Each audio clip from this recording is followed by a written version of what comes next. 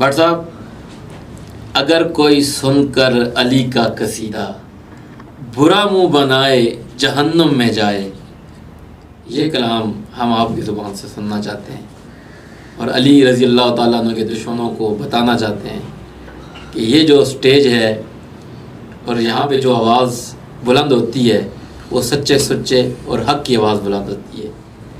تو بٹ صاحب ارشاد. بے شک یہ کلام تو یہ اس وقت میرے خیال سے سپر ہٹ چل رہا ہے ایسے ہی میڈیا پہ جو ہے نا جی.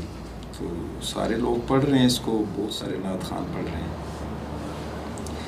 تو میں اب اگر اپنی بات کروں تو میں نے تو نہیں پڑھا ابھی تک یہ کلام، بس آج B H P media B H P media.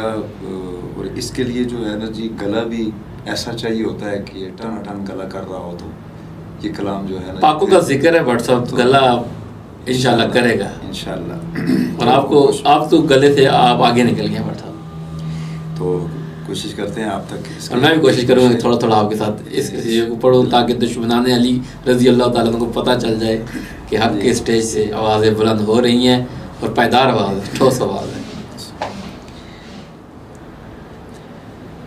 اگر کوئی سن کر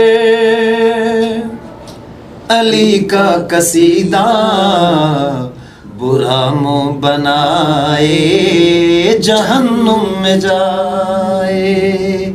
اگر کوئی سن کر علی کا قصیدہ برا منہ بنائے جہنم میں جائے. اگر نام حیدر، اگر نام حیدر کے نعرے کو سن کر کوئی دل ملائے جہنم میں جائے. اگر کوئی سن کر عمر کا قصیدہ برا منہ بنائے جہنم میں جائے. اگر کوئی سن کر عمر کا قصیدہ برا منہ بنائے جہنم میں جائے. وہ صدیق اکبر وہ دیدار حیدر ہے چہرہ علی کا نگاہ ابو بکر. وہ صدیق اکبر وہ دیدار حیدر ہے چہرہ علی کا نگاہ ابو بکر. جو کذاب ان کا محبت کا رشتہ، جو کذاب ان کا محبت کا رشتہ عداوت بدائے جہنم میں جائے. بٹ صاحب اگر کوئی سن کر معاویہ کا قصیدہ، اگر کوئی سن کر معاویہ کا قصیدہ برا منہ بنائے جہنم میں جائے. اگر نام حیدر کے نعرے کو سن کر، اگر نام حیدر کے نعرے کو سن کر کوئی دل ملائے جہنم میں جائے. اگر کوئی سن کر عمر کا قصیدہ برا منہ بنائے جہنم میں جائے. علی کا ولیمہ غنی کا وہ تحفہ نبھائی غنی نے علی سے محبت. علی کا ولیمہ غنی کا وہ تحفہ نبھائی غنی نے علی سے محبت.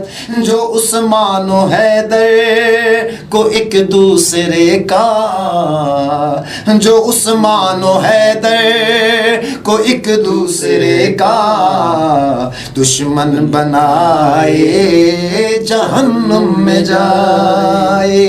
اگر کوئی سن کر علی کا قصیدہ برا منہ بنائے جہنم میں جائے.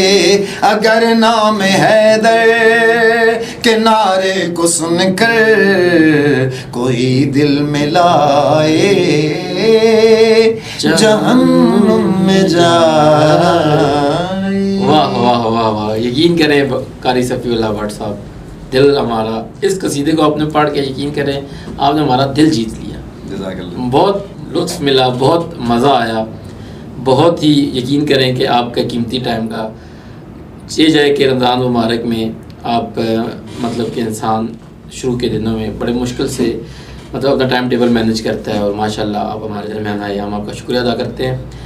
آخر میں آپ BHP میڈیا کو کیا راستہ بتائیں گے، کیا مطلب کیا نصیحت فرمائیں گے؟ کیونکہ آپ ہمارے بڑے ہیں، ہم آپ کو یہ تو نہیں کہیں گے کیا خیرات ادا تو نہیں کہیں گے، ہم یہی کہیں گے کہ آپ ہمیں کیا نصیحت کرتے ہیں کہ ہم کیا کریں. میں سب سے پہلے تو آپ کا ایک بار پھر دل کی اتھاہ گہرائیوں سے شکریہ ادا کرتا ہوں، اور آپ کی کامیابی کے لیے دن رات دعا گو ہوں کہ اللہ تعالیٰ آپ کو مزید کامیابیاں عطا فرمائے.